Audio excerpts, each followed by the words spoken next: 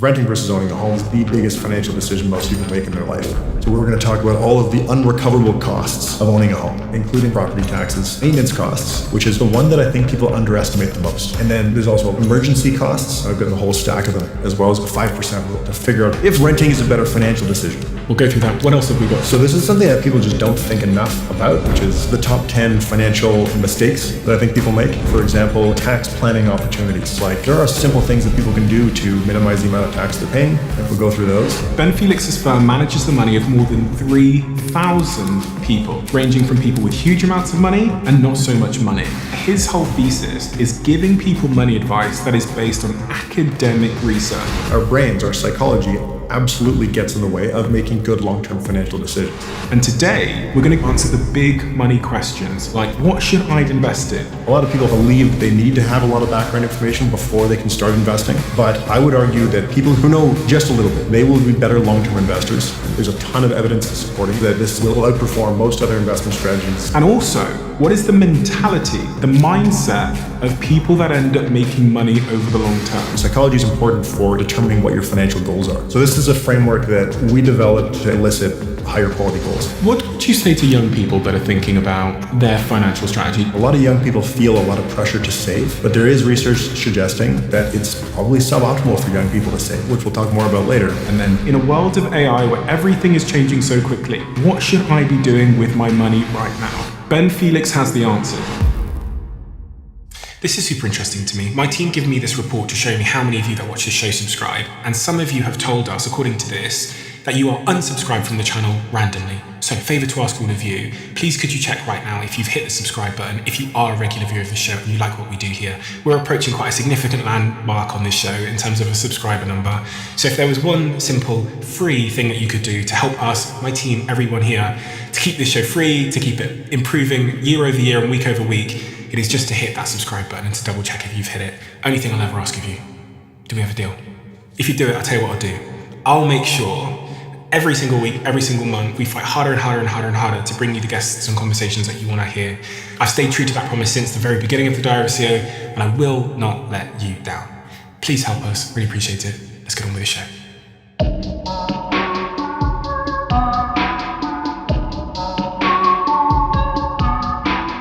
Ben, there are lots of people out in the world talking about personal finance and investing and all these adjacent subjects. What is the approach you take that you think is different to lots of the other sort of finance experts that are on YouTube that are giving people advice? What I think, and the approach that I've always tried to take, is what can we take from academic literature, very smart people who spent a lot of time thinking about these things, what can we take from them and apply to making good financial decisions for a typical person? And what are the key questions that you've sought to answer for the audiences that you have? Is renting versus owning a home. So that's always been big. Asset allocation is another big one. How much should you invest of your long-term money that you can afford to take some risk with? And another important question people wonder about is, why should I not do this other investment strategy that seems very attractive? And who are we appealing to with this conversation? Is it just people that have lots of money, or is it? No, I think these questions need to be answered. I mean, the renting versus owning a home one is applicable to pretty much everyone, because that is the biggest financial decision most households will make in their lives, regardless of what their net worth is. But investing, or what should you do with your long-term investments, that's applicable to anybody. Anybody that's going to be saving for their future, whether they have $10,000 or $10 million, the same principles apply. And how much of this game of investing, making money, comes back to psychology? So I like to say investing has been solved. We're going to use index funds, that's it. The hard part is actually doing that, because our brains, our psychology, absolutely gets in the way of making good long-term financial decisions. Our brains are designed for survival. They're not designed for thinking about long-term abstract concepts like taking your money today, investing in the stock market, ignoring all the stuff that happens in between, and then having money left over later to fund your retirement.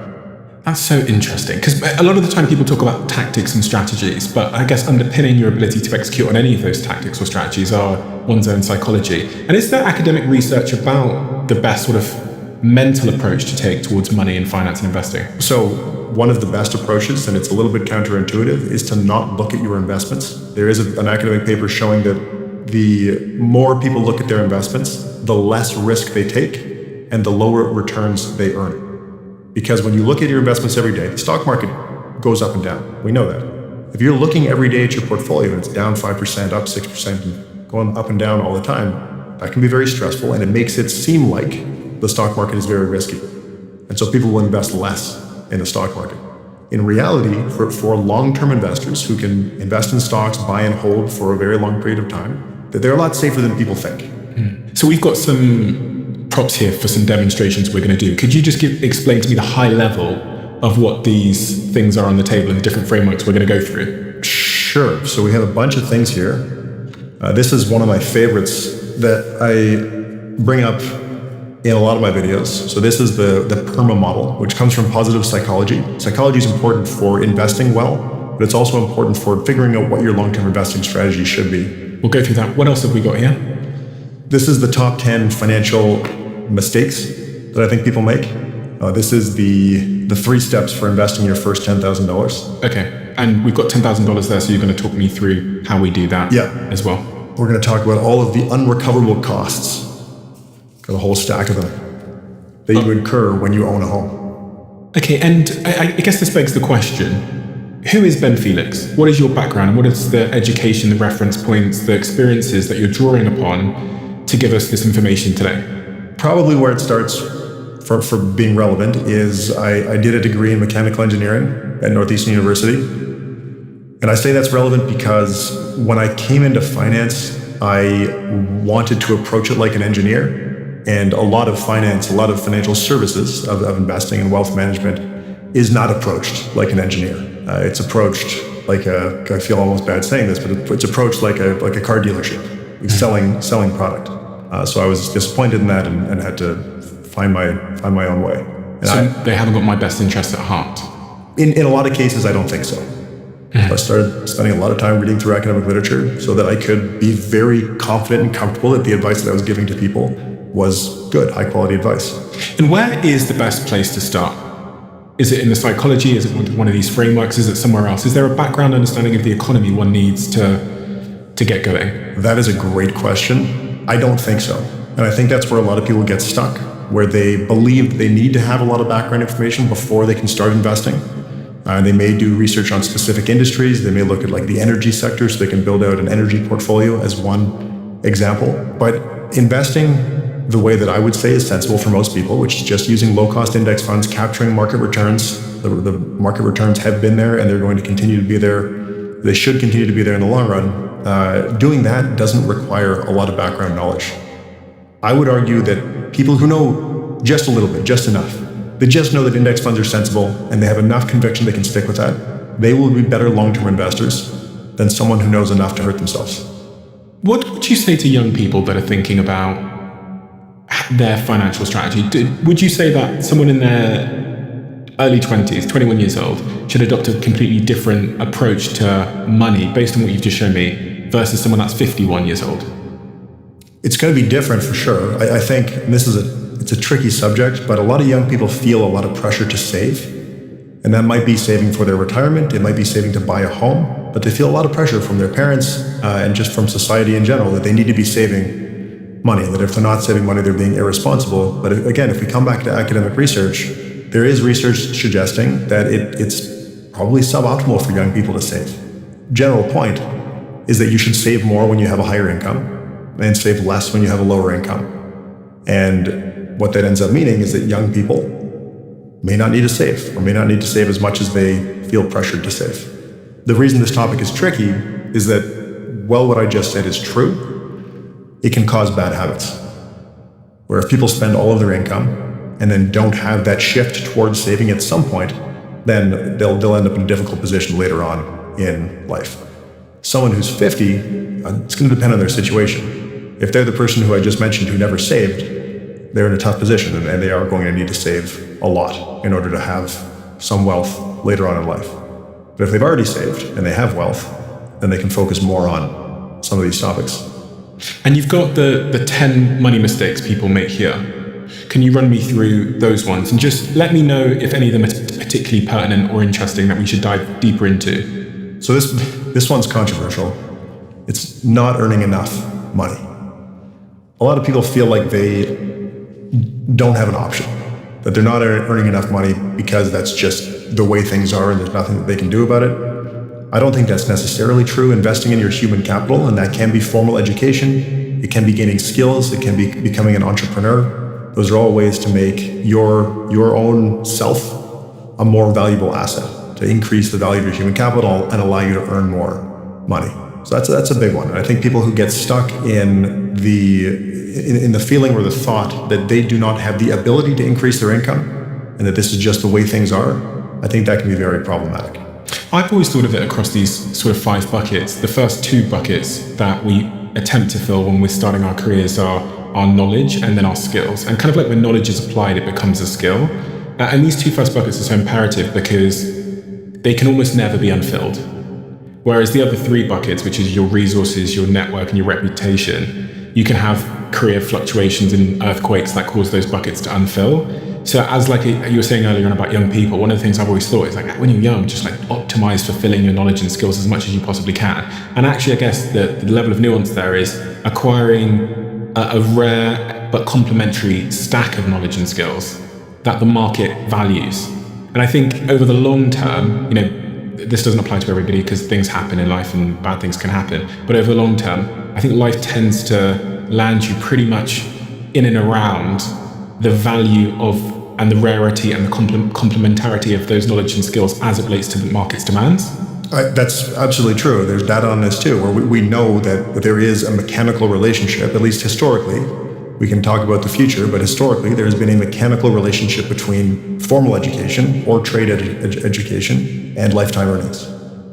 And we also know that certain degree types, like engineering, finance, business, some other sciences, have higher lifetime earnings than other degrees.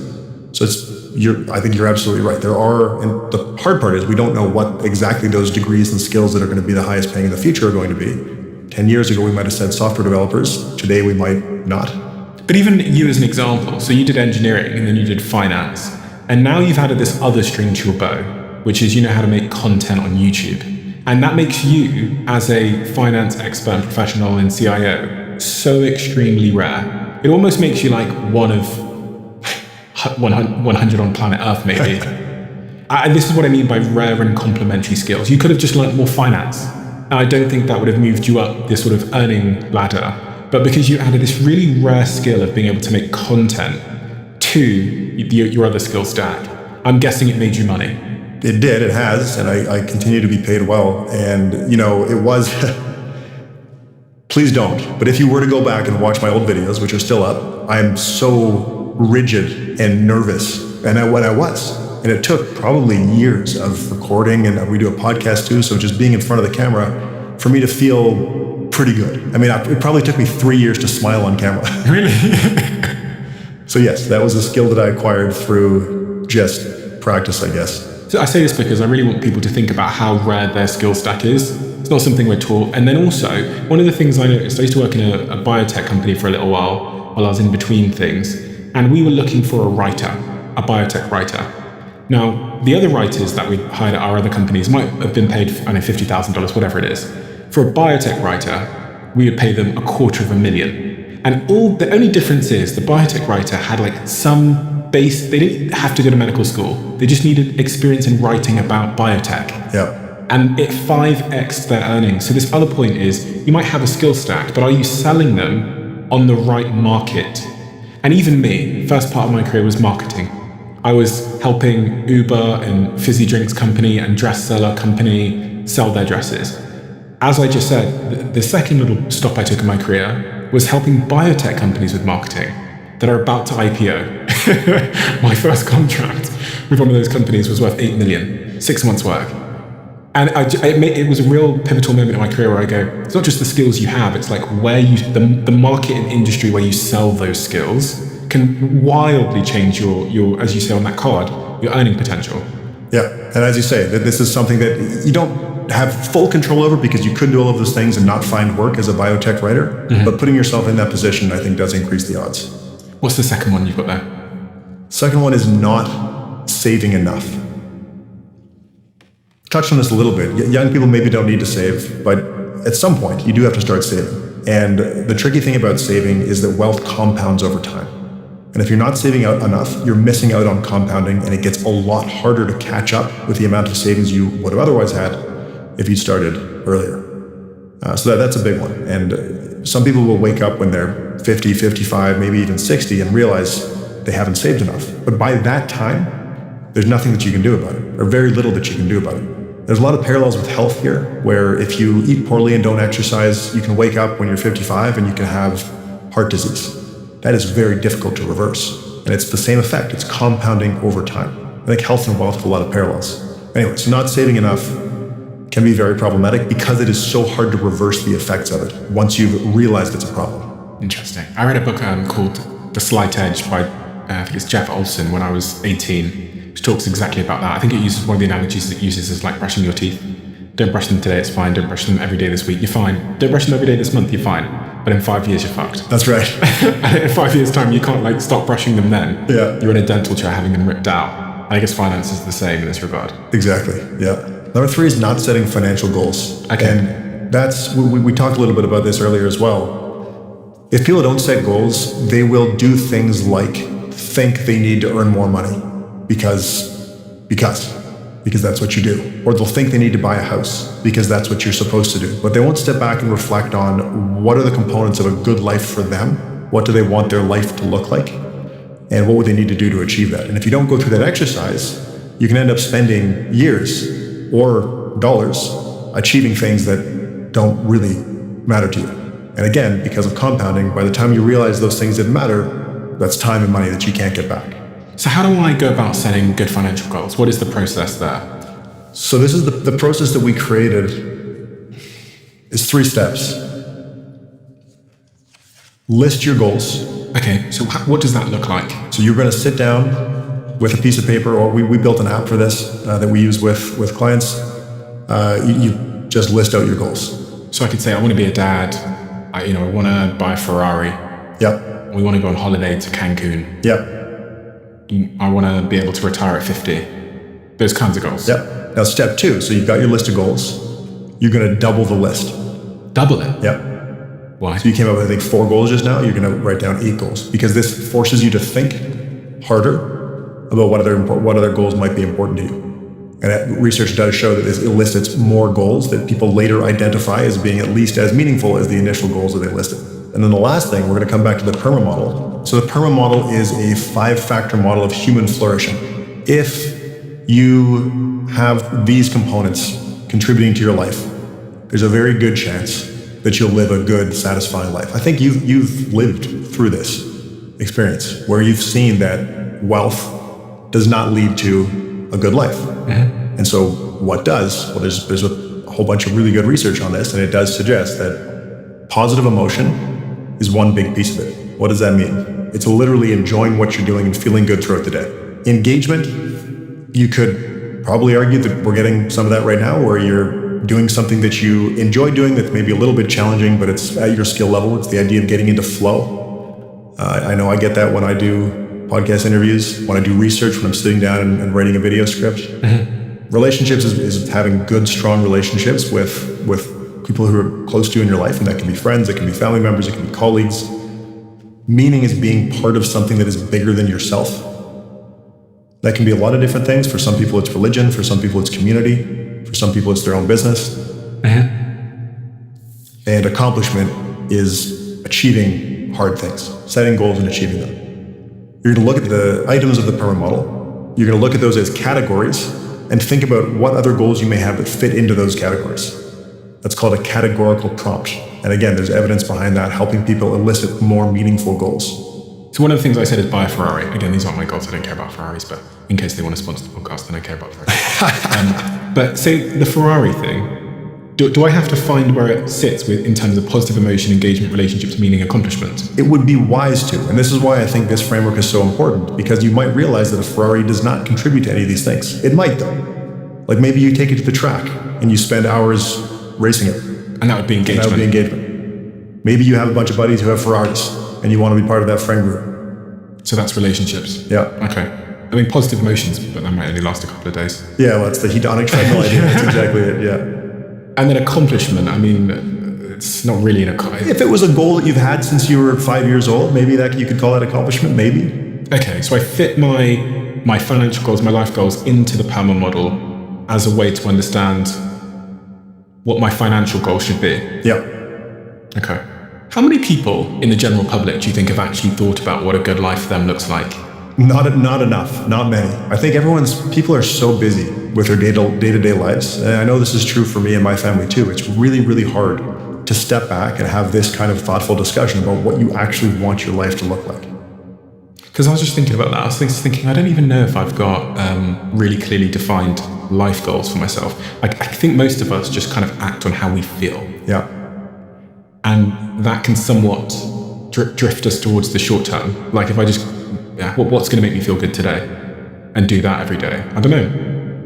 Some might argue that you have to be a bit more long-term thinking.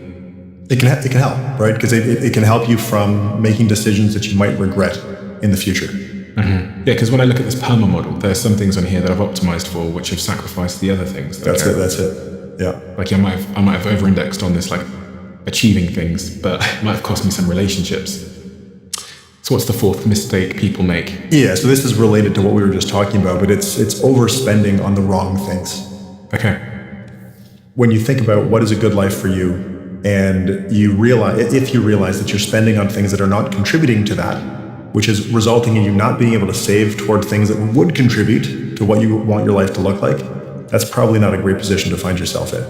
So it could be spending $12 on an iced coffee every morning and not enjoying it, because you could get positive emotion out of that. But you're like rushing to work, chugging down the $12 coffee every day. That's probably not contributing to a good life. Mm-hmm.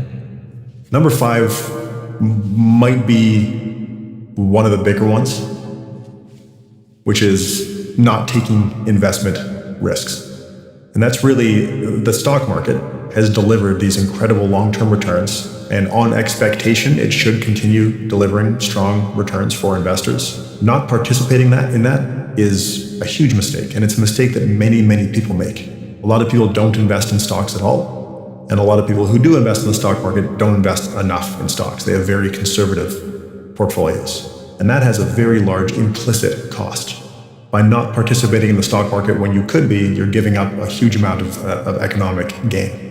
How do you quantify that for the average person in terms of what kind of gain they're giving up, or the size of the gain they're giving up? Well, you can look at the historical returns on stocks, and you can also look at the expected returns on stocks. So let's say it's 7% that we expect stocks to earn in the long run. And if you could get 2% by sitting in cash, that 5% difference is your opportunity cost of not investing in the stock market when you otherwise could be. 5% compounded over the long term is enormous. So say I have $10,000 and I invest it in the stock market and I'm getting, what did you say, 8%? 7%. How much money is that? Let's have a look. So I've done $10,000, which is what we have here, invested in the stock market at 7% return over 40 years. That would be $150,000. Do you know what's quite scary when I think about that? Does that kind of means that today, if I spend $10,000, I'm actually spending $150,000? Yes. Which makes me not want to spend any money on anything. Yeah. Because if you buy, I don't know what costs $10,000, like a small car?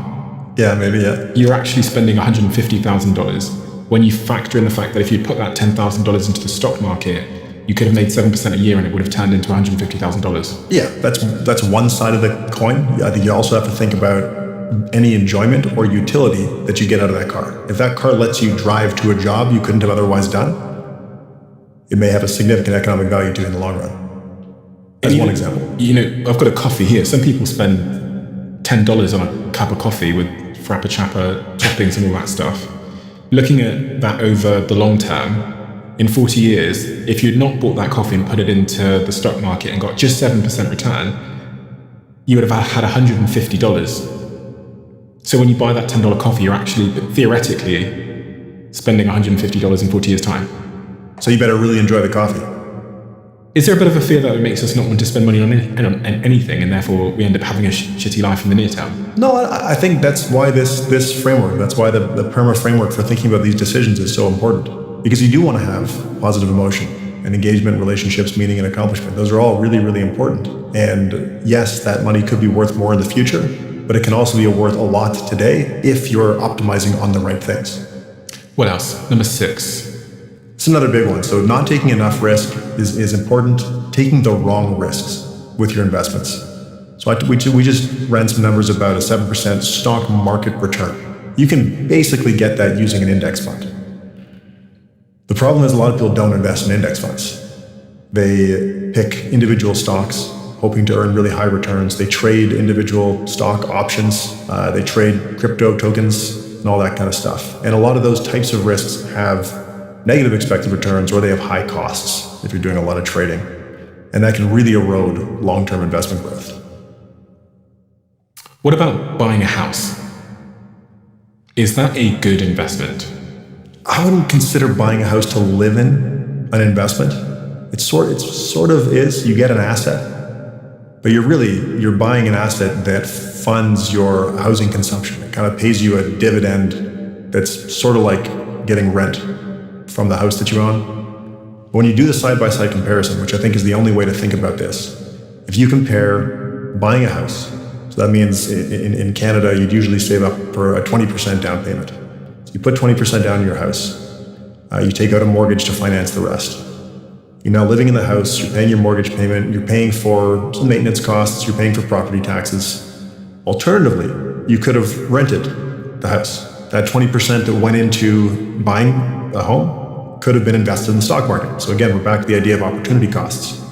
And the other important thing here is that renting typically has lower cash flow costs than owning. So these are the unrecoverable costs of owning a home. Mortgage interest, so that's when you buy a house and you borrow to fund the purchase, you're paying interest to the bank. That's I call these unrecoverable costs. That's money that you're paying for the use of money in this case, and you're not going to get those dollars back. It's gone. Opportunity costs, so that's what I just mentioned. Whatever equity you have in a home is equity that you could have otherwise invested in the stock market. The capital portion, the principal, the price of homes has increased around inflation, at the rate of inflation, maybe a little bit higher historically. Stocks have far outpaced inflation. So by having money sitting in a house as opposed to invested in the stock market, you have what is called an opportunity cost. You're not earning returns you could have otherwise been earning. So that opportunity cost is one of the largest costs of owning a home. So I've got mortgage interest, the opportunity cost of equity. Property taxes are another big unrecoverable cost. Property taxes vary depending on where you are, but it's, say, between 0.5% and 1%, maybe sometimes a little bit higher. You get utilities and some services in exchange for it, but it's an unrecoverable cost. You pay that, you've got nothing left afterwards. Then we've got maintenance costs. Oh, this is the annoying one. This is it's the annoying one, and it's the one that I think people underestimate the most. Mm-hmm. I started making content about renting versus owning a home years ago. I used to say 1% was a reasonable estimate of maintenance costs, and people would push back and say that's way too high. There's a bunch of academic literature on this too it says it could well be over 2%. I think that's probably a more reasonable estimate. Having been a homeowner now for 6 years after renting prior to that, I'm fairly confident, at least in my case, that maintenance costs are far higher than 1 or 2% of the property value per year. Yeah, I mean, I bought my first home a while ago, and fucking hell, I didn't think about the gardening, and the pool pump gets broken, and then there's a crack in the patio outside, and then the heating system breaks, and then everything just seems to break. And it's always breaking. It's always breaking. Every time I go back there, which is it's in a different country, the first week I'm just spent looking at the things that have broken since I was last here, and like making a list of the new expenses, and it's never cheap. No.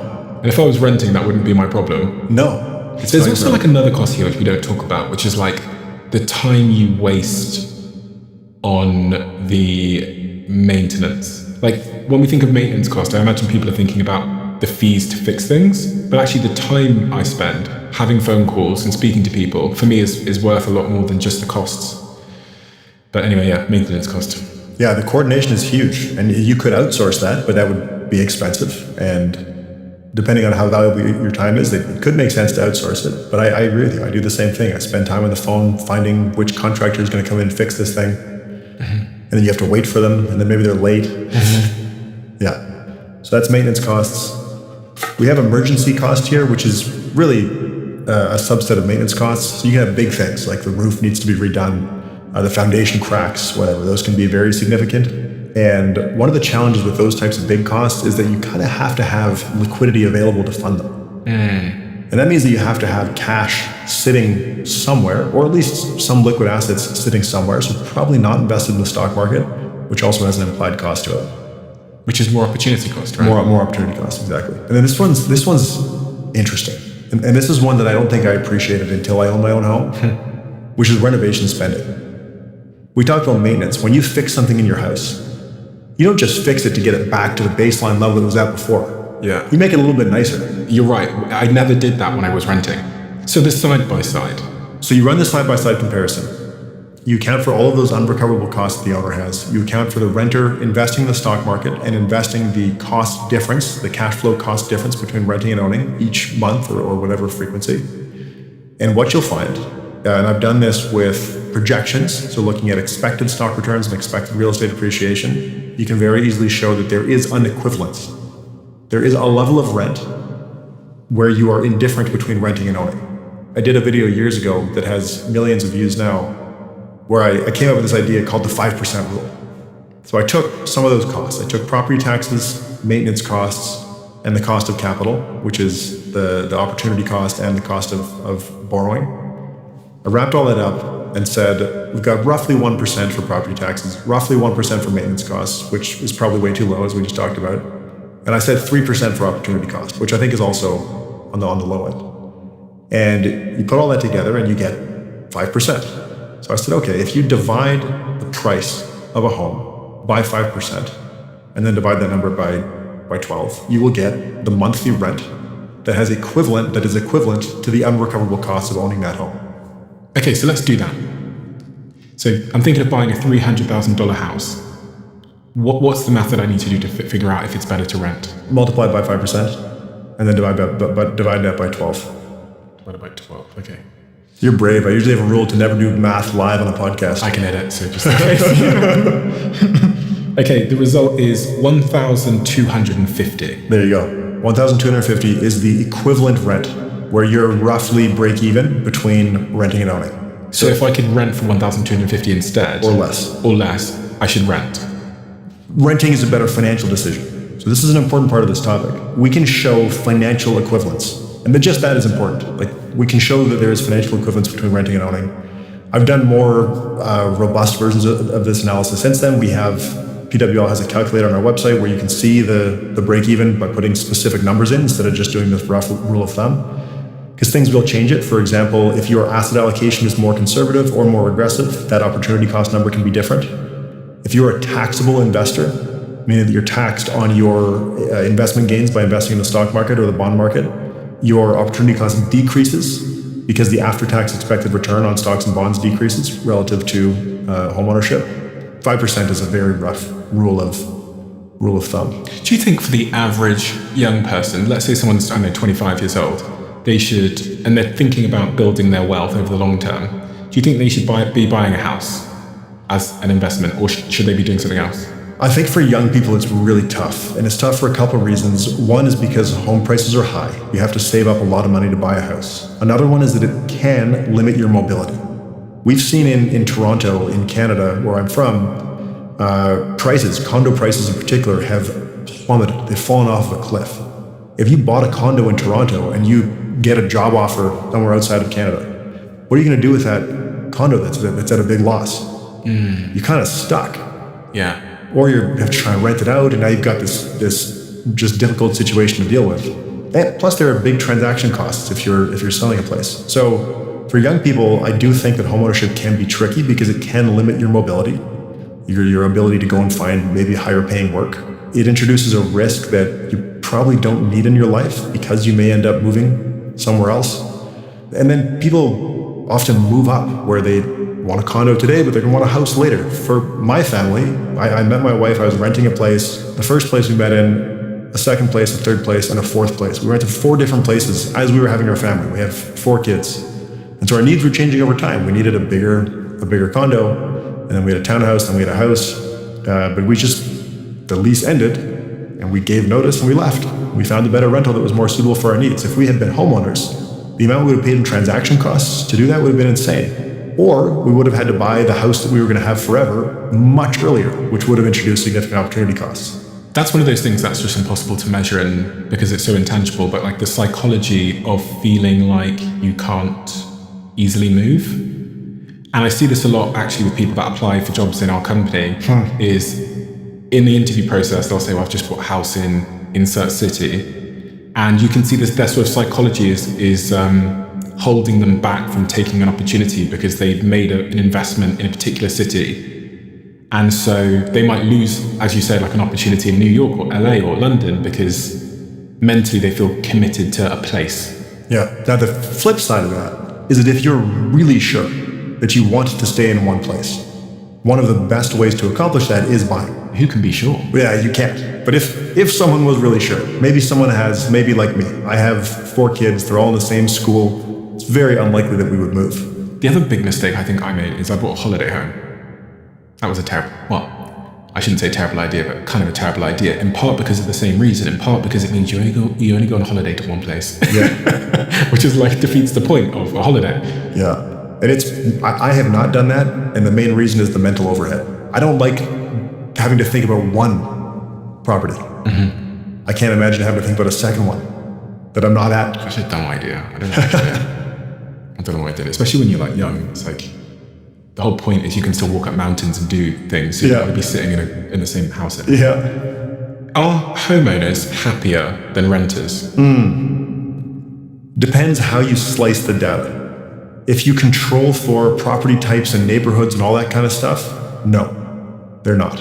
If you don't control for those things, I think owned homes do tend to be a little bit nicer and better maintained. They do tend to be in better neighborhoods. So uncontrolled renters are a little bit less happy. There's multiple studies on this. Statistics Canada has a really good one that does exactly that. They have controlled and uncontrolled life satisfaction differences for renters and owners. If you're a professional who is thinking about buying a house in a nice neighborhood or renting a nice house in a nice neighborhood, it's unlikely that you'll be happier in either case.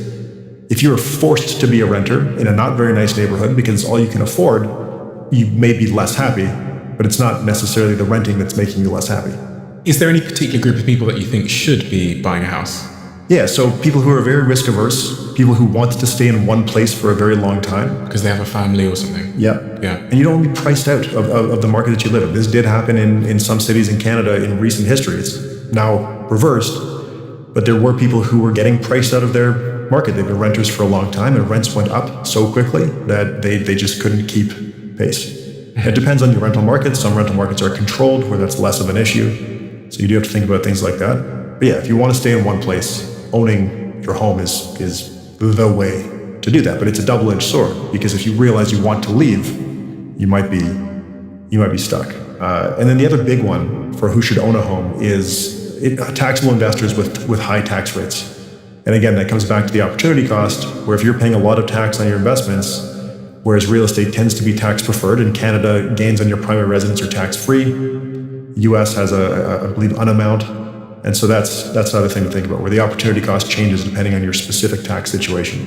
When we have these conversations about buying a house or not buying a house, one of the things I see a lot in the comment section is people sharing their case studies of them buying a house 30 years ago, and now it went from being worth $100,000 to $600,000. And they're asserting that that's evidence that it's a good idea. You probably see this a lot. This is the thing. This is the example. And if everyone has the family member that bought a house for $70,000 and sold it for $1 million. I'm just going to read you the top 4 comments, and I'd like to get your response on them. The first one is, the not buying a house does not work in the UK as 90% of rents are higher than a mortgage cost. Also, if you want to start a family, you need a stable place to raise your children. And with renting, you can be kicked out within a few months' notice and your whole life could be turned upside down. I personally think there are ways around that. And as I mentioned earlier, I did rent for 6 years of my life with a wife and an increasing number of kids. the two things that I always made sure to do were to rent from professional landlords. We did have one experience renting from a sort of mom and pop person who had bought a condo and rented it out. And that wasn't great. But after that, we were very careful about vetting our landlords and only renting from professionals. And then the other thing that we did, which addresses, at least in Canada, addresses one of the other points there, is we would sign long leases. If we want to stay in a house for a few years, we would sign a multi-year lease. And landlords do tend to like that. The other point that was in there that I think is really important is that rents are higher than mortgage payments. I think this is one of the biggest mistakes that people make when they're making the rent versus own comparison, is they'll say, this is my mortgage payment, this is my rent. If the mortgage payment is lower, owning must be better. But that's not the case. As we talked about a minute ago, you have property taxes, maintenance costs, potential renovation spending that you wouldn't do otherwise, and the opportunity cost of capital. When you add all that up, the cost of owning a home is far more than the mortgage payment. This guy here said, I bought a house, it's the best thing I ever did. It's launched my mindset in new directions. Remember that having your own space has profound psychological impact and can be life-changing for some of us that want to live in a healthy environment. What do you make of that point? Does it have profound psychological impact? If someone believes that it does, and they've really taken the time to reflect on their life and has decided that yes, it is in fact true that it has had a profound psychological impact, of course that person should own a home. Of course they should. Is it true for everybody? I don't think so. Dawn said, my experience, I purchased a house in 2013 with 20% down payment deposit. My total payment, including taxes, insurance, HOA, homeowners insurance, is $1,800 a month. As of today, the exact same house is renting for $4,000. The property value has also gone up 3x. I'm glad I bought my house. Yes. So there are cases where real estate allows you to use leverage very easily, as Don mentioned. And if you end up buying in a market that goes up a lot in a short period of time, it can be really, really good. However, and this is what we've seen in Canada more recently, it hasn't touched other markets yet, although of course the US has had their own declines and so have other countries. But Canada's right now in one of the biggest real estate price drawdowns when you adjust for inflation, going back to 1975. And so if you had bought, 7 years ago, and then looked at the price in 2022, you'd think, wow, I'm a genius. Of course everybody should buy. But if you had bought in, I think it's 2021 was the kind of peak, and you look at it today, you're thinking like, wow, I've ruined my life. So yes, there are examples like that, for sure. But that is not what people should expect every time that they purchase a home. So are you saying that the future is not going to be as the past? For this, I know the Canadian market best, but I think it generalizes outside of Canada. We've seen record decreasing interest rates, so that's changed a little bit now. But for a period of time, we had interest rates going down. In Canada, we had a ton of immigration. I have no problem with immigrants, but we had levels of immigration that were just not compatible with the amount of housing that we had in Canada, which is contributing to prices going up. We have a housing supply just not growing quickly enough, which are all things that Canada is addressing now. But all that causes prices to go crazy, which is, I think, why they've come down in such an extreme way. So I'm not saying necessarily that we're never going to see high house prices again or house prices going up at an extreme rate again. But in Canada, at least, that has now normalized, or at least started to normalize. I don't think it's reasonable to expect stock-like returns from real estate forever, even though we did see that for some years. So for most people then, you think if their goal is to make money and they care about mobility, being able to get up and go if opportunity arises, a better investment decision would probably be just investing in an index fund, which gives you exposure to the stock market. Yeah, I think the mobility piece is key there, because remember, just from a wealth perspective, we can show that, hey, these are pretty close to equivalent. Mm-hmm. But if mobility matters to you, I think that matters a lot. If you have unique investment opportunities, that can be another reason where your opportunity cost is really high. Like I had an opportunity to buy equity in my company years ago, and if I had been a homeowner, I think I actually had just bought a house, and I think I even had to reduce the amount of equity I bought because I think our well pump broke like around the same. Anyway, it was a whole thing. It's annoying, isn't it? But that's like, there's opportunity cost in the stock market, which is, call it 7% or whatever. And there's other opportunity costs that can be a lot higher, like in that specific situation. And the next one there is number 7. Yeah. missing tax planning opportunities. This is something I think people just don't think enough about, but it's not terribly complex. But there are simple things that people can do to minimize the amount of tax they're paying. For most people, it's just optimally using things like, in Canada, we have the RSP and the TFSA. In the US, it's the Roth and traditional IRA and 401ks. Using those things optimally make a lot of sense. And then the rest, other types of tax planning tend to get more country specific. There tend to be lots of things, particularly for higher income people, that you can do to pay a little bit less tax. And I think... What about for lower income people? For lower income people, the government accounts that are provided like the ISA in the UK. Yeah, exactly. Those are probably the best thing for people to be focusing on. But even then, people are often not using them optimally. One of the things people don't talk about enough is all the ways that rich people do things to avoid paying tax. They hire people so that they don't have to pay tax. And I hear about all these crazy stories of I've started this business on the side here so I can get a real estate license. And if I get a real estate license, I don't have to pay the same tax on this thing here. And I move the money around here and I flip it around there and then I don't have to pay any tax. Most people, the average people, don't have any loopholes that they jump through. Yeah, it's true. And even one of the crazy ones I learned about when I got some money was that you can take a loan against your stocks and there's no tax on the loan. So if I have $1 million of Facebook stock, I can go to a bank and get $500K in cash loaned against that stock without having to sell it. And then on that $500K, I have no tax to pay. And I can just hold that Facebook stock. And when it goes up to 2 million, I can go back to the bank and say, give me another $500K. You could, but if it goes down, you get margin call and they have to come up with the cash to... Don't they just sell the stock? They might, but then you're selling after it's come down. So it's not risk-free, but yeah, that is a thing that people do. I guess everybody could do that, right?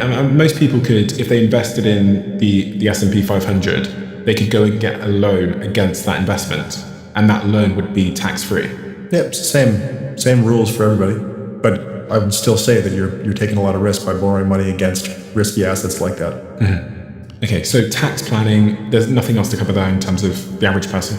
Yeah, I don't think so. But it is an important thing for people to think about. If thinking about what mistakes might have been making in my financial plan, they should definitely be thinking about, are there tax planning opportunities that I'm missing? How would they find out? It's a tough one. A good CPA. What's a CPA? An accountant, a good tax professional should be able to identify tax planning opportunities for you. Good financial planners, similarly, should be able to identify good tax planning opportunities for your situation. But as you said earlier, the reality is there aren't that many things that people can be doing. And it's really things that you could figure out how to optimize once, and then you're kind of set. Much of the reason most people haven't posted content or built their personal brand is because it's hard and it's time consuming and we're all very, very busy. And if you've never posted something before, there's so many factors in your psychology that stop you wanting to post. What people will think of you. Am I doing this right? Is the thing I'm saying absolutely stupid? All of these result in paralysis, which means you don't post and your feed goes bare. I'm an investor in a company called Stan Store, which you've probably heard me talk about. And what they've been building is this new tool called Stanley that uses AI, looks at your feed, looks at your tone of voice, looks at your history, looks at your best performing posts and tells you what you should post, makes those posts for you. You can also just use it for inspiration. And sometimes what we need when we're thinking about doing a post for our social media channels is inspiration. Building an audience has fundamentally changed my life, and I think it could change yours too. So I'm inviting you to give this new tool a shot and let me know what you think. All you have to do is search coach.stan.store now to get started. I run multiple companies that have multiple sales teams. And one of the things as a founder of a company that's often confusing is you find it hard to figure out where sales are. So about 10 years ago, I started using Pipedrive in my former company. And it's also the reason why I switched over all of my commercial teams in my current media company called Steven.com to use Pipedrive as well. Not only do they sponsor the show, but they've been an incredibly effective way of scaling our sales engine over the years. Pipedrive is an easy to use intelligent CRM. And at its very core, it makes your sales process visible through one dashboard, a visual pipeline showing every deal, what stage it's in, what needs to happen next, and it's all in real time with no delay. It doesn't magically close the deal for you, of course, but it does replace complexity with clarity. If you want to join over 100,000 companies already using Pipedrive, you can use my link for a 30-day free trial with no credit card payment needed. Head to pipedrive.com/CEO to get started. That's pipedrive.com/CEO. I'll see you over there. Who does need a financial advisor? Probably a lot of people, but the financial advice profession has a lot of challenges. We were chatting about the sales nature of the financial services industry, and I do think that's a big problem. Because if someone here's Ben say, okay, Ben said I should have a financial advisor, and they go to a bank or they go even to some random firm, there's a good chance that they're going to be sold products that they don't need. And I don't have a solution for that. Like it's a difficult situation when that is the state of the financial advice industry. I guess to get around that, one might ask their friends and family who does their financial planning and then go with a trusted referral. Yeah, but people often trust people that aren't giving them great advice. Like it's really problematic. I think a lot of people can benefit from financial advice. It's just finding the right person. And a lot of people don't need financial advice because you do pay fees for it. What's the next one, number 8? No. 8 it's kind of a similar discussion to what we just talked about, but it's missing out on estate planning. What does that mean? Figuring out how your assets are going to be distributed to the people that you want them to, or the entities that you want them to, when you die. This is an interesting one because most people aren't expecting to die anytime soon. Yeah. So they haven't really thought much about this. Yeah. And, some might also say, listen, I'm not going to be here, so why should I care? Especially people that, I guess that's a mindset of someone that doesn't have kids, but... Yeah. And it can cause a lot of problems. If you don't think through and plan for the way you want your estate to be distributed, you can pay a lot more tax than you otherwise would have, and your estate can go to people that you may not have wanted it to go to. You can pay more tax? If you don't have things set up properly, and again, this is going to be country specific, but yeah, there's cases where you would pay more tax if things were not set up properly than if they were. Do you think everybody should write a will? Everybody that has any dependents should write a will. I've heard an estate planning lawyer joke that everybody has a will, but it's the government's default will, which you may not actually agree with. It's like prenups. Yeah, kind of like that, yeah. It's exactly like that. You could say everybody should have a will because it can help from having a big mess for other people to clean up. But for sure, if you have kids, if you have dependents, I think having a will is really important. And on that point of prenups, number 9 is about who you marry. Yeah, this is a tough one. It's a tough one because... this is front of mind for me because as you can see from these photos, I just proposed to my fiance. Yeah. And this is not the ring, but because this is a bit extra. But that's awesome. Oh my God, their team put my face in the box. That's creepy. But yeah, so why is this so important, who you decide to marry, as it relates to how rich you'll be or won't be? Well, it's not just how rich you'll be, it's how satisfied you'll be with your life and with your marriage. Academic research has identified 2 spending profiles that you can categorize people into. One is tightwads, it's people who don't like to spend money, and one is spendthrifts, that's people who do like to spend money. The names are kind of funny, but that's what the research calls them. And the crazy thing about this is that tightwads and spendthrifts are more likely to end up marrying each other than to marrying someone who has the same profile as them. So a tightwad and a spendthrift are more likely to get married than a tightwad and a tightwad, or a spendthrift and a spendthrift. Why do you think that is? The research on this talks just about kind of opposites attracting, and there may be some sort of thrill to the differences initially. But tightwads and spendthrifts, as they go through their marriages, do tend to be less satisfied in their marriages and have more marital conflict around money. And again, that's based on an academic paper. Now that's reasons why the marriage might not last, but in terms of how it might impact your financial success. If you really want to save, if you go through your goal setting exercise and your PERMA model, and you have a vision for the life that you want to live that requires saving, and you have a spouse that wants to spend a lot of money today, that can be very, very difficult. It can make it a lot harder for you to achieve your goals. I don't think it's insurmountable. I think a tightwad and a spendthrift can work. It's not like all of them end up getting divorced, but it does require a different level of coordination and communication and being on the same page. Do you have to speak to clients about this often? It comes up a lot. We have lots of clients who were single and end up getting in relationships and then getting married. We have to have all kinds of conversations about marriage contracts or prenups, estate planning. Do you think everybody should get a prenup? Going back to what you said earlier, where you said if you don't write your own, the government will give you theirs. Yeah. Which, just to simplify that, if you don't write your own prenup, then the default position is the government will decide through the law how your assets are divided at a time when you break up. Problem is, people find prenups to be really unromantic. That's right. And they also think there's an implication that we're assuming we're going to break up, which is also not so sexy. Right.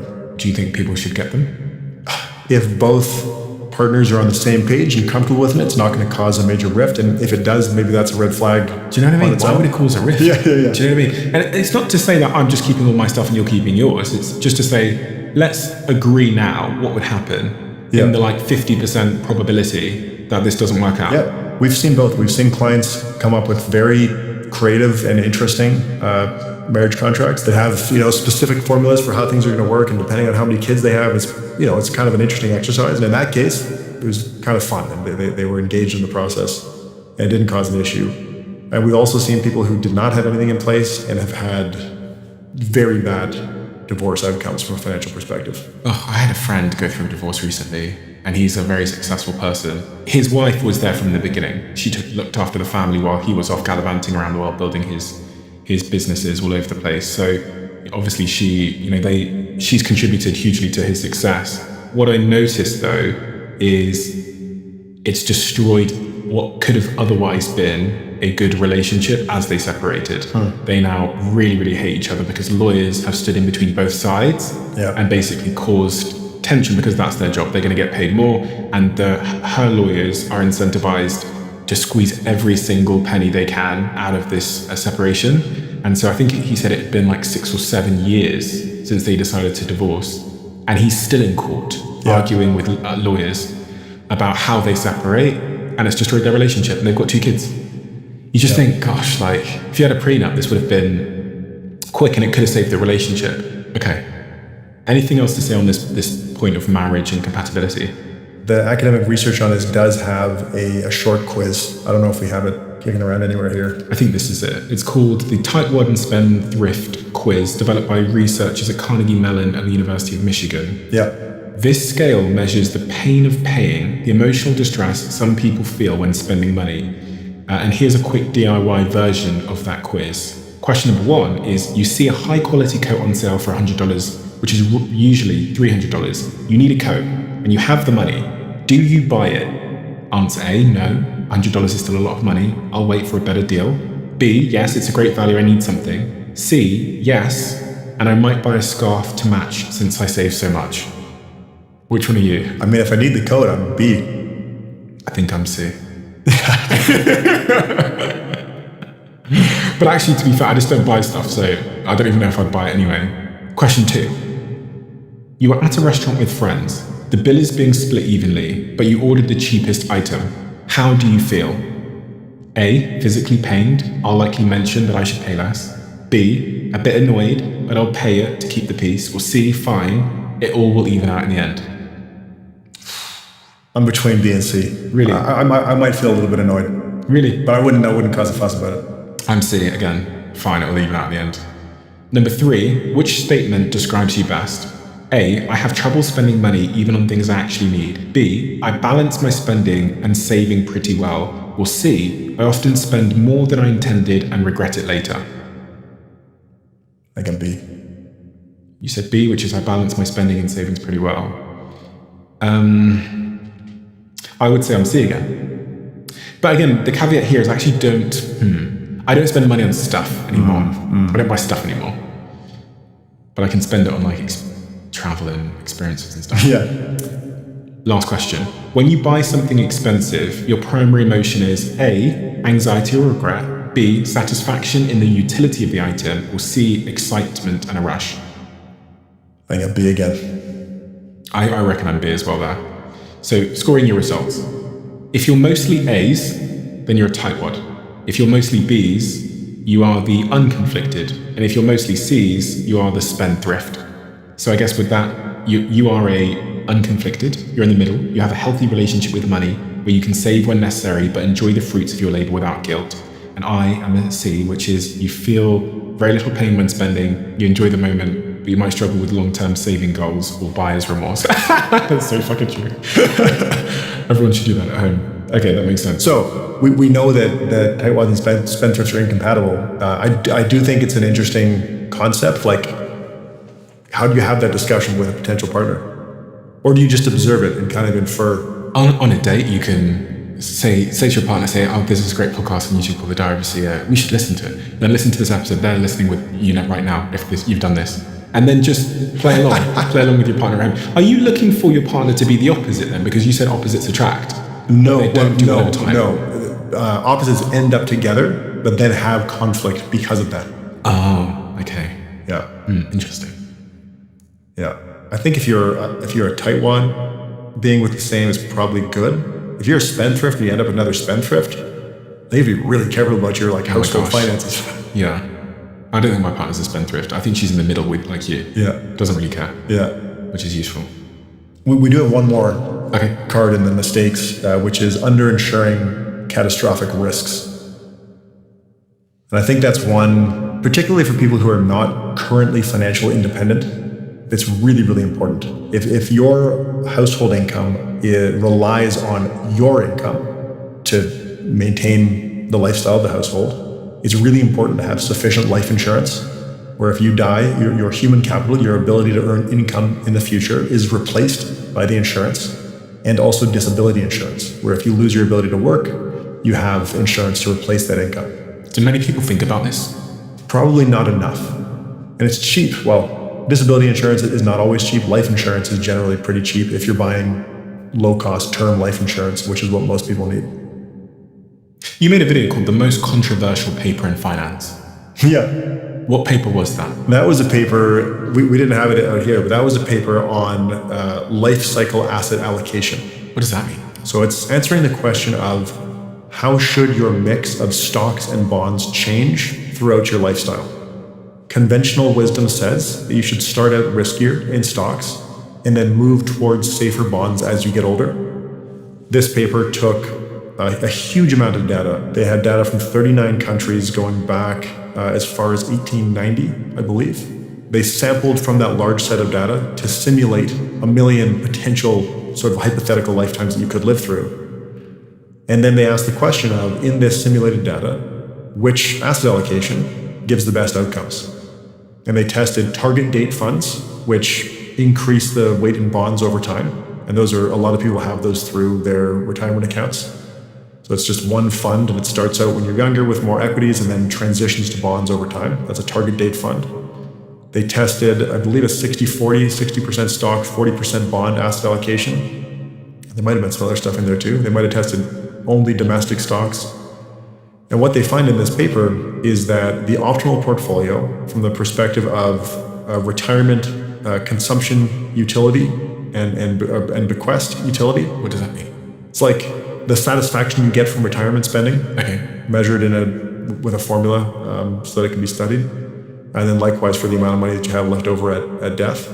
They measure the probability of running out of money as well as a whole bunch of different metrics they look at. And they find that a 100% equity portfolio with a big chunk in international stocks is optimal.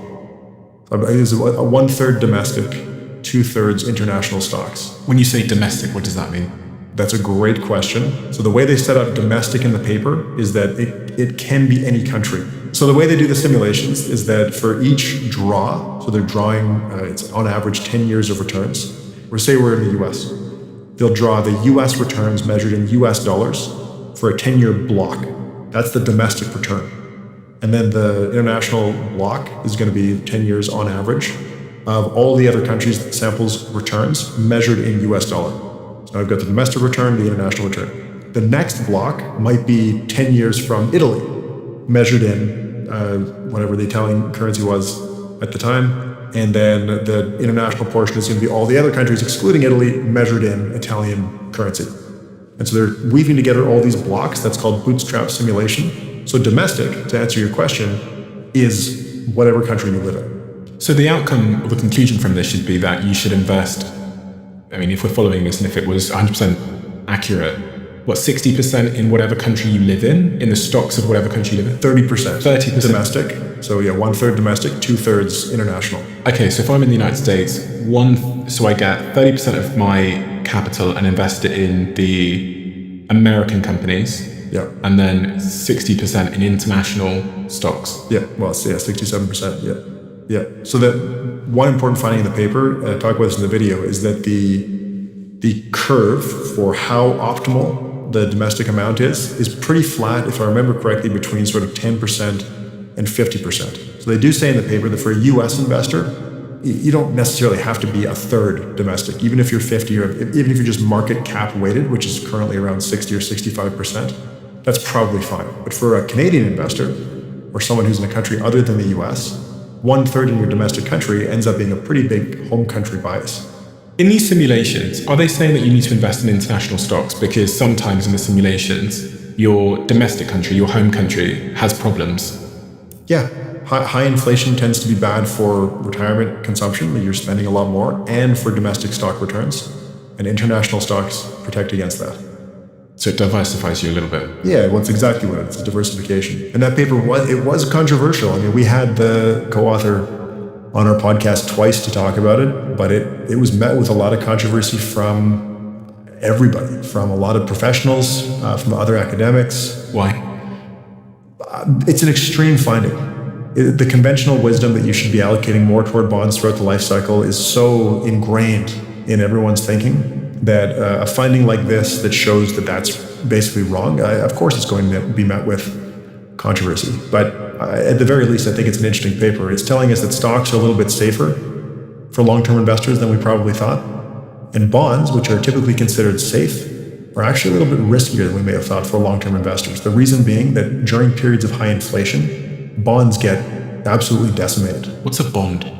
A bond is a debt instrument. So you're effectively lending money to a government, you're receiving interest payments over time, and then your principal back at the end. What is the most important thing we haven't talked about that your audience come to you to understand? Oh, well, a lot of the things that I talk about are financial products that you should not invest in. Okay, tell me some of those. Which I always think is fun. A big one that I spent quite a bit of time on last year, I did 3 videos on it, was on covered calls. What's that? So that's where you own a stock and then you sell a call option, which is the option to buy the stock. You're selling that option to somebody else, which gives you an option premium. So you get some income from having sold the call option.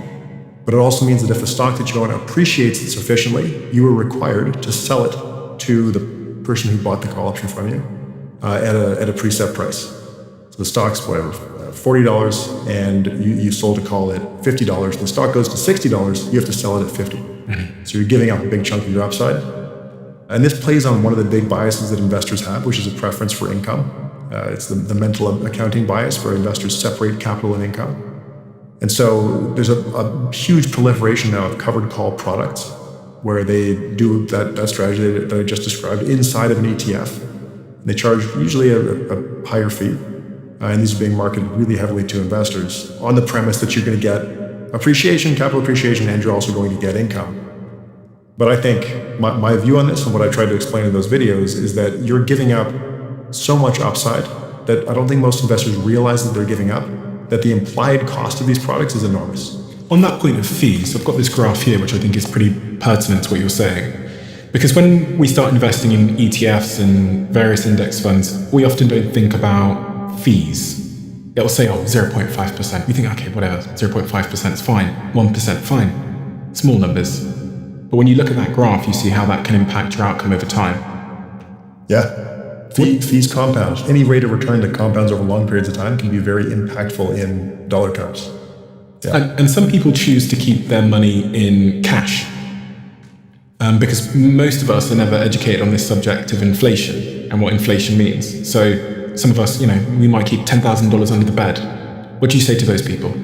Yeah, so inflation it's everywhere. It's been around for throughout history, and it's probably not going to go away. We have central bank policies in most developed countries that actually target a low but stable rate of inflation.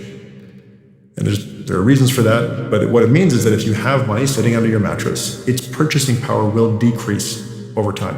And that can be very damaging to your wealth. You can maybe keep pace with inflation using short-term government debt instruments, which are going to pay you a little bit of an interest rate. But again, periods of high inflation can cause even that to decline in real value. So one of the best ways to fight inflation for long-term investors, something we've been talking about, is just investing in low-cost index funds to avoid the fee issue and participate in the stock market, which throughout history has far outpaced inflation. One of the smartest things a business can do is build like a bigger company without actually hiring like one. But the problem we all face is that most companies don't have every skill in-house. So when I look at the businesses seeing real success today, the consistent pattern with all of them is how quickly they move. They bring in specialists with skills in emerging areas to keep themselves ahead. Even in our company, we spent the last year pulling in talent across areas like AI native strategy, no-code builds, and product workflows. And we find this talent through our longtime partner, Fiverr Pro. Their premium service only shows you vetted talent, so you've always got the safeguard that anyone you pull in to help you with a complex project has the skills that you're after and will deliver to the same high standards as your internal team. And most importantly, they'll keep up with the pace. It's a simple strategy, but it lets us stay agile without compromising on quality. So if you need these kind of skills in your business, head to pro.fiverr.com to find pioneering talent to fill your business's gaps. That's pro.fiverr.com. This is something that I've made for you. I've realized that the Diary of a CEO audience are strivers, whether it's in business or health. We all have big goals that we want to accomplish. And one of the things I've learned is that when you aim at the big goal, it can feel incredibly psychologically uncomfortable because it's kind of like being stood at the foot of Mount Everest and looking upwards. The way to accomplish your goals is by breaking them down into tiny, small steps. And we call this in our team the 1%. And actually, this philosophy is highly responsible for much of our success here. So what we've done so that you at home can accomplish any big goal that you have is we've made these 1% diaries, and we released these last year and they all sold out. So I asked my team over and over again to bring the diaries back, but also to introduce some new colors and to make some minor tweaks to the diary. So now we have a better range for you. So if you have a big goal in mind and you need a framework and a process and some motivation, then I highly recommend you get one of these diaries before they all sell out once again. And you can get yours at thediary.com. And if you want the link is in the description below. Is this broadly accurate? This graph here shows the impact of inflation on cash kept under the mattress over 20 years.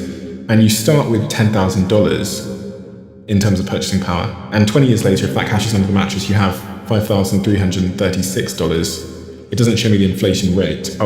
That's at 3% inflation. You're losing half of your money effectively. And the source here is St. James Place. So a lot of people who are just holding on to cash don't really realize that over a 20-year period, assuming a 3% inflation rate, they're halving their money. It ties back to, I don't remember which number it was, but it ties back to one of those biggest mistakes in personal finance we talked about, which is, not investing, not taking the right kinds of risk with your investments. And just hoarding cash. Hoarding cash is it's in its own way taking a type of risk. You don't have an expected return when you hold cash. You in real terms have a negative expected return. Do you think we should all be thinking about retirement planning? I think it ties into the perma thinking and designing the life that you want to live. But at some point, at some point we can't work anymore. It's rare for somebody to be able to work into their, 80s. I think that it's sensible to plan for that. But beyond that, a lot of people don't want to have to work forever.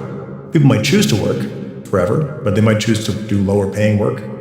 But the idea that you will be forced to work forever, I don't think is very attractive to anyone. So from that perspective, building financial independence by saving and planning for retirement, I think it's important for everyone to think about. Is the sort of social contract of retirement changing based on how the economy is changing? Because I hear a lot of people saying you're not going to be able to retire and get a pension because there's not enough money, or you're going to have to work later than ever before. I think the onus has been put back on individuals. Pensions used to be much more common from companies and governments. So retirement's changed from that perspective for sure. But I don't know if we can say we're in a crisis. I think people have more personal responsibility now than they've had in the past, but they also have better tools than have historically been available. 30 years ago, we were just starting to get low-cost index funds proliferating and being readily available to everybody. Prior to that, you were paying 2% or more to invest in a mutual fund. Mm-hmm. So the tools people have available to them are better today than they've been in the past. But there's also a lot more responsibility that people have to take for their own personal finances. You were naming the things that people shouldn't invest in. The first is that call thing. Yeah, covered calls. What else? Another one that I think is really problematic is thematic ETFs. And so that's like an AI ETF or I don't know, a space or energy, like any specific ETF that's targeting a specific theme. Why? What tends to happen with thematic ETFs is that something becomes really hot. So maybe it's AI, maybe it's cannabis, electric vehicles was another one. Sustainable energy. Yeah, that was another good one, clean energy. And so what happens is asset prices in that theme go up because there's a lot of interest in it. Everybody wants to invest in that space. Asset prices go up. An index provider creates an index for that hot theme, and then an ETF gets launched. But it gets launched when the asset prices are up here.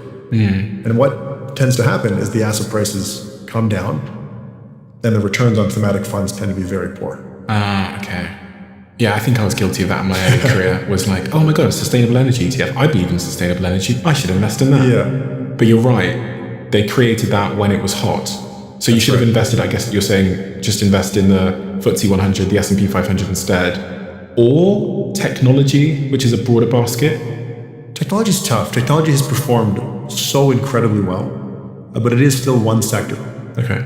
I have trouble saying you should invest in tech. If you had invested in tech for the last 20 years, well done. Should you choose to invest only in tech or have a big concentration in tech today, I think that's a lot less obvious. One would say, well, look at all this AI stuff. How do I invest in all the AI stuff? A lot of it's private right now, although a lot of the public companies do own chunks of some of these private companies. We'll see how that plays out. But that's another one that's been tough recently, where a lot of investors are interested in investing in investing in some of these private companies. A lot of them AI related, but SpaceX is another one. And it's really hard for retail investors to get access to those types of things. But there are companies who are creating products that say that they can give you access to these things. They're charging high fees. It's not obvious that they've been able to buy the underlying securities that they're saying they have access to at good prices.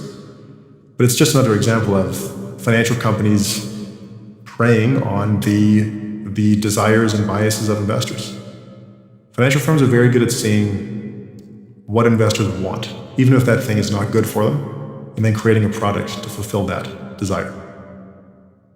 So if someone listening now is, let's say they're 50 years old and they've got $20,000 in savings, in cash, and you had to be decisive. You don't know the nuance and the detail of their life. You don't know their PERMA framework necessarily. But your job was just to make the money in the next 10 years. How do you think you would allocate that? Let's say $10,000, it's easier. $10,000 in cash. How would you allocate it? That's a tough question. I don't know if it's answerable, especially over 10 years. It's tough. What about 20 years? If they have a long time horizon, so I can tell you personally, I like to invest in stocks. I have a globally diversified stock portfolio with a Canadian home country bias, kind of like what that paper, the controversial paper, found. We were doing that prior to that paper coming out. But I think that general concept of a globally diversified portfolio, maybe with some home country bias, makes a lot of sense for most people, including for retirees. But there are so many, like, what's his risk tolerance? If he's going to panic when the market goes down and sell everything, then it wasn't a very good idea. And he's not going to get the outcome, the good long-term outcome they may have otherwise gotten. And would you go all in on stocks? All at once? Yeah. Like dollar cost averaging versus lump sum? Yeah, like how would you invest? Would you go 100% in stocks, or would you even diversify there? Yeah, that's what I'm saying. I think 100% stocks is, personally, a portfolio that I'm very comfortable with. And I'm not old enough to be thinking about retirement, but it's a portfolio that I don't expect to change throughout my personal life cycle. Is that how you allocate your personal finances now? I know you have a home, but otherwise the money you do invest is in the stock market. Yeah, so I've got my home, I have my stock market investments, and I do have a pretty significant chunk of equity in the company that I work for. No crypto. No crypto. No crypto. I never touched it. Never touched it. That's not true. When I was researching Ethereum and Bitcoin, I remember when that was. It was a few years ago. I bought $1,000 of each just so I could feel like I was participating while I was learning about it. What do you think of Bitcoin and Ethereum and other cryptocurrencies? I think that they solved a really interesting problem. The premise of digital cash is something that the cypherpunk community, the kind of libertarian community of privacy-focused computer nerds, where they were trying to solve this problem for many, many years of digital cash. How do you create digital cash that doesn't require a trusted third party to mediate transactions? And they solved that. Satoshi Nakamoto solved that, and that was cool. And he used a bunch of different pieces. They can kind of see in the paper how he used Adam Back's ideas that he had created to stop email spam. And it's just how it all came together. It's unbelievable, fascinating story. The technology is really interesting. I think it has become an ideological vehicle where people who believe that the world should be a certain way, or believe that government's role in money should be a certain way, they can invest in Bitcoin and feel really good about it. I think it's got that component to it, and then the other component that it has to it is that it's a speculative asset. People buy Bitcoin because they think it's going to go up. So it's not a good investment, is that what you're saying? I personally wouldn't. We don't allocate to it for our clients at PWL. We manage quite a bit of money for quite a lot of people, and we've decided not to touch it. And I personally don't touch it, so. I had a phone call actually from a friend of mine. She's very well known in the UK. And she was, because there's lots of wars going on everywhere, and there's the Strait of Hormuz is closed, and there's Russia, Ukraine, there's all of this stuff going on. She was asking me for financial advice on what she should do in such a moment. I don't know why she's calling me. I just thought I'll ask you when you come here. But it's interesting because my team found this article from 1847, which was in a magazine, and it almost sounds like today. The article says this: things are bad all over. It is a gloomy moment in history. Not in the lifetime of any man who reads this paper has there ever been so much grave and deep apprehension. Never has the future seemed so dark and incalculable. In France, the political cauldron seethes and bubbles with uncertainty. England and the English Empire is being sorely tried and exhausted in a social and economic struggle. The United States is behest, with racial, industrial and commercial chaos drifting we know not where. Russia hangs like a storm cloud on the horizon of Europe, dark and silent. It is a solemn moment, and no man can feel indifference. Of our own troubles, no man can see the end. An apt description of things, very apt. And that was on October the 10th, 1847, in a magazine. It very much sounds like today. It could be today, yeah. So as we zoom out on the cycles, the big sort of economic cycles, the geopolitical cycles, my friend Matt called me and said, listen, there's lots of stuff going on in the world. Should I be thinking about my money differently, my investing strategy? What the hell's going on? What would you say to those people? Yeah, well, as the clip that you read suggests or tells us, the world has been through a lot of crazy stuff, a lot of crazy times, a lot of wars, a lot of turmoil, a lot of political upheavals. And we've come out okay, in general. There's been pain and suffering, and not everybody's had good outcomes, but generally speaking, here we are. And if we think about that from the perspective of financial markets, stock returns have been positive despite all the craziness going on in the world. There's lots of interesting charts that overlay news headlines about all the madness going on in the world on top of the stock chart that's just going up. Doesn't mean the stocks are always going to be up. They will go down when things get crazy, like when this war started. Stock returns did get a little bit negative for a while. They've since come back. But there will be volatility in financial markets. Volatility up and down day to day. But in the long run, stock returns, they should continue to be expected to be positive. So for your friend, I don't know how their assets are set up, but someone who's globally diversified, exposed to the stock market, they don't have to make changes to their portfolios when the world's getting crazy. I remember what she said to me. She said that she was going to remortgage her house because I think she'd paid it down, and she was wondering what to do with that money. She was saying, do I just go buy another house, or do I invest it in the stock market? Now, my bias is the stock market, but I don't know what would you say to someone in that situation? I'd want to know why she's mortgaging her house, but given there's a good reason for that, I would probably go in the stock market, not into real estate. Do you think people shouldn't remortgage their houses? This is a tough question. Leverage, kind of like how exposure to the stock market is good, borrowing money to invest in positive expected return assets like the stock market is actually kind of a good thing on paper. Borrowing money generally improves long-term expected outcomes, but it's stressful. You can have bad outcomes where you lose all of your money. So Should people borrow money to invest? Should people mortgage their house to invest? That's a very personal question. It's kind of like the stock bond question. Should you invest in stocks or bonds? Should you invest in stocks with leverage or not? It really depends on your goals and your situation. But generally speaking, if we just look at what do the data say about borrowing money to invest, it's not a terrible idea. One of the things we haven't talked about is AI. And does AI change any of this equation? A lot of people are worried at the moment about losing their jobs. Anthropic released a report, who are one of the big AI companies, saying that entry-level people in particular are going to have a hard time.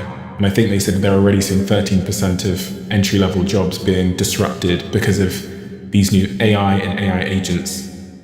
I'm, to be clear, not a labor economist. It's not my area of expertise. I do think, though, that when we look back through history, I like looking at a history, there have been lots of technological revolutions that have been major upheavals to the entire economy. Yes, so ATMs. ATMs are one of those fascinating examples. People thought that ATMs were going to wipe out bank tellers because ATMs could do everything that bank tellers do, but it was automated. You didn't have to pay a person to do it. So there was a lot of concern. And what ended up happening was very counterintuitive. Is that the cost of operating a bank branch decreased because you needed fewer people to do all the bank teller stuff because you had the ATMs. And banks opened more branches because it cost less, and their customers liked that. And the end result was that there were actually more bank teller jobs at the end of the day. So the cost of providing the service decreased, which caused it to proliferate more, provide that service to more people, and it expanded the market instead of shrinking it. Similar story with the Jevons paradox, and it's the same concept. What's that story? Where coal became cheaper at a time when they used coal to ship freight on trains, and the coal engine got more efficient with coal. Coal industry panics, we're screwed. But then what it meant is people used trains not just for shipping freight, but also for other things like travel. And people started traveling on trains because it got cheaper. So the coal industry actually boomed in the end. That's it. I have thought a lot about this Jevons paradox idea, and I think it's going to be true for artificial intelligence for sure. I.e., there will be lots of other jobs created, and actually companies like mine, if we save money, we invest it in something else, which then would probably create jobs, whatever that is. The part that I sometimes struggle with is the speed of adoption in AI, and then also when you factor in robotics. Like my car in LA drives itself. And I think one of the biggest employers on earth is driving in all its forms. But then if you look at warehousing and supply chains, a lot of those are ran by people all over the world. And there was a video that I played the other day, we can throw it up on the screen, which shows that in factories in certain parts of the world now, they're having their labor force wear cameras on their head, showing what they're doing with their hands, because their robots are ultimately going to replace that labor force. And I haven't, I guess this is maybe something that happens in history. I haven't been able to think about where those people go and what they then can go on to do, especially if it happens in short order. Yeah, so I've heard you ponder this in your other episodes, and I agree that the speed of this is likely to be different. As you've said, we're talking about the internet, so you can deploy these things at the snap of a finger, and that is different. But where do those people go? This is one of the interesting things. I don't know. We don't know. And through history, we didn't know. Exactly. Through history, it's been the same sentiment, where people worry about where are these people going to go, and they might be unemployed for a while, and there might be hard times, but things have worked out. And so there are two ways to think about it. One way is as an individual, what should you be doing? We talked about earlier, having complementary skills that make you very unique, I think is important. Personally, content, as you mentioned, has been a big part of that for me. Not everybody can necessarily do that, but finding those things that you can do when combined better than anybody else in the world, I think is very valuable. And then the other perspective is, as an investor, how should we think about this? And there I would come back to, again, we have seen many technological revolutions that have changed the world. They've changed financial markets, they've changed our culture, they've changed the way we interact with each other. The world has changed so many times due to technology, and the same cycle has repeated itself. There has been unemployment, there has been social unrest, there has been wealth inequality, but this happens every time. Are you expecting the stock market to collapse because there's been a huge overinvestment in artificial intelligence, and at some point the investors that put their money into these sort of speculative AI startups that raised tremendous amounts of capital at crazy valuations. At some point through history, doesn't the market always contract at some point? There's a great book by an economist named Carlotta Perez. The book is Technological Revolutions and Financial Capital. And she documents this exact cycle throughout history. And yes, that's part of it. Part of it is asset prices getting really high and then coming back down. Now, am I worried about a catastrophic market collapse? I think that's always a concern. I think that's part of the risk of investing in stocks. We never know when it's going to happen or what the trigger is going to be. So it's not something that you can do anything about. You need to have an asset allocation that you can stick with, even if that outcome is going to materialize. And in that book, does it suggest that the writing is on the wall for the current economy and the way that we're heavily investing in AI and data centers? And, a couple of years ago, everyone was investing in crypto and Web3 and NFTs and all this stuff. And all of the money seems to have been sucked out of that industry. Really, honestly, sucked out of almost every industry and into AI. I remember when DeFi was going to kill banking and finance. Yeah. And that was only a couple of years ago. In fact, a lot of the developers have moved from that industry to the AI industry. But I do think about this a lot. I've got a few startup friends who are getting a little bit nervous and are raising a lot of money now because they think that in the next couple of years, maybe in the next 24 months, there's going to be a big market contraction when investors who invested in some startup idea that had a $100 million valuation realize that they're losing their money. And some domino usually falls in the market. Some catalyst moment means that there's a contraction. Stock markets go down, it gets really hard to raise money. Yep. Clients who you might be relying on now to pay your advertising budget start to lower their budgets. And in such a scenario, you're going to want to wish you'd prepared a little bit. Some people are. This is part of the cycle. The cost of capital for bubble companies, we'll call them, I don't love the term bubble, but for companies who are in the industry that becomes the focus of a technological revolution. So now we're talking about AI. The cost of capital gets really low, which means asset prices get really high. And a lot of people want to invest in that space. But those asset prices are not typically sustainable, and they do tend to come down. Does that mean a total market collapse or catastrophe or panic for diversified investors? No. Oh, is the writing on the wall? I don't think we can say that. If the writing were on the wall, the way that I view financial markets is that if the writing were on the wall, prices would reflect that today. Okay. If we thought market prices were going to drop in the future, they would drop today. So it happens at a time when no one is expecting it. That's exactly right. You mentioned so the writing is never on the wall. That's right. Some new piece of information, something changes, and that's what causes prices to come down. My brother said something to me. He's a very smart person. He's worked in sort of investing for the last 15 years. He said something to me early in my career. He said, Stephen, when you go to invest in something, assume that the price you're paying for that investment, so say I'm investing in Facebook stock at $10, is the total accumulation of everything everybody on the planet knows about that company. And they've priced in everything the world knows about that company today. And he was like, so even if you think it's going to go up, that's also, by the way, priced into today's price. So you better know something that no one else knows when you're thinking about buying in an investment. I've totally butchered what he said. No, you didn't. He is describing the concept of an efficient market. An efficient market is a market where prices always, and this is a sort of a theoretical concept, it's not actually true, but in theory, an efficient market, a perfectly efficient market, is a market where prices always fully reflect all available information, including your thoughts about what the price might do, really, if you trade on those thoughts. So what are you investing in then? If the future's already priced in and all the information about the company's already priced in, what are you investing in? You're investing in discounted future cash flows. Companies produce cash flows. Mm-hmm. They earn profits. When you invest in a company, you're buying those expected future profits at a discount. That's called the discount rate. It's getting pretty nerdy again, but that's how it works in finance. What is the value of a stock? It's its discounted future cash flows. Riskier stocks will tend to have higher discount rates.